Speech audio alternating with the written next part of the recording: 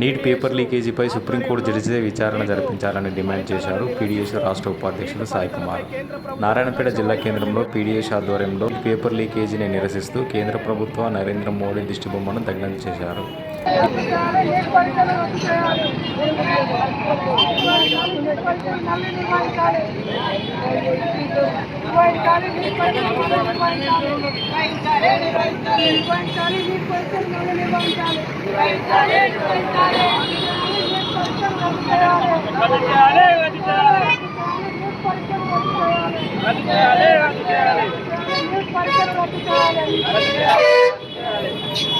నశించాలి నీట్ పరీక్షపై కేంద్ర ప్రభుత్వ నిర్లక్ష్య వైఖరి నశించాలి. నశించాలి నీట్ ఫలితాలపై కేంద్ర ప్రభుత్వ నిర్లక్ష్య వైఖరి నశించాలి.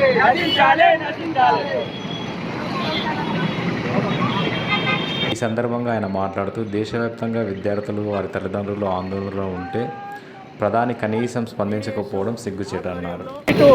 ఫలితాలను నిరసిస్తూ నీట్ ఫలితాలపై కేంద్ర ప్రభుత్వ నిర్లక్ష్య వైఖరిని నిరసిస్తూ రాష్ట్ర వ్యాప్తంగా కూడా పీడీఎస్ ఆధ్వర్యంలో నరేంద్ర మోడీ దిష్టిబొమ్మలు దగ్ధం చేయడానికి పిలుపునియడం జరిగింది.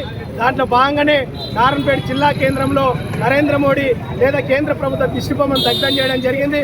ఈరోజు మొన్న దేశవ్యాప్తంగా కూడా దేశ ఎన్నికల ఫలితాలు వెలువడేటటువంటి రోజున నీటు ఫలితాలను విడుదల చేసినటువంటి పరిస్థితి. అంటే దీంట్లో ప్రధానంగా నీటు క్వశ్చన్ పేపర్ని లీక్ చేసి ఈరోజు దేశంలో 24 లక్షల మంది నీటు ఎగ్జామ్ రాస్తే 67 మందికి ఒకటే ర్యాంకు రావడం అనేది ఎంత దౌర్భాగ్య స్థితితో లేదా దీని పట్ల కేంద్ర ప్రభుత్వానికి ఎంత చిత్తశుద్ధి ఉందో మనకు అర్థమవుతా ఉంది. దాదాపు ఫలితాలు వెలువడినప్పటి నుంచి విద్యార్థులు ఆందోళన చెందుతూ అయోమయములు ఉంటే కనీసం కేంద్ర మంత్రులు లేదా కేంద్ర నరేంద్ర మోడీ కూడా కనీసం ఏం మాట్లాడకపోవడం దీని మీద సిగ్గుచేటు.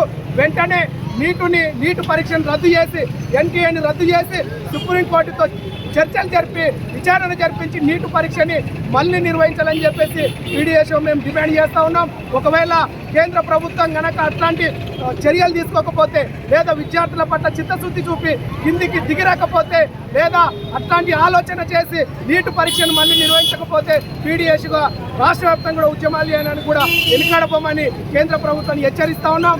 తక్షణమే ఈ రాష్ట్రాల్లో ఉన్నటువంటి మంత్రులు కిషన్ రెడ్డి, బండి సంజయ్ లాంటి వాళ్ళు కూడా దీనిపైన మాట్లాడాలి.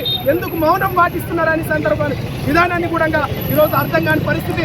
అట్లాగే కేంద్రాల్లో ఉన్నటువంటి నరేంద్ర మోడీ ప్రభుత్వం లేదా నరేంద్ర మోడీ కిందికి దిగి వచ్చి 24 లక్షల మంది విద్యార్థులకు క్షమాపణ చెప్పాల్సినటువంటి అవసరం ఉందని చెప్పేసి, ఒకవేళ లేకపోతే ఈ ఉద్యమాన్ని ఇంకా ముందుకు తీసుకుపోవడానికి పీడీఎస్ విద్యార్థి సంఘంగా విద్యార్థి ఉద్యమాన్ని ఇంకా ఉధృతం చేస్తామని హెచ్చరిస్తూ ఉన్నాం.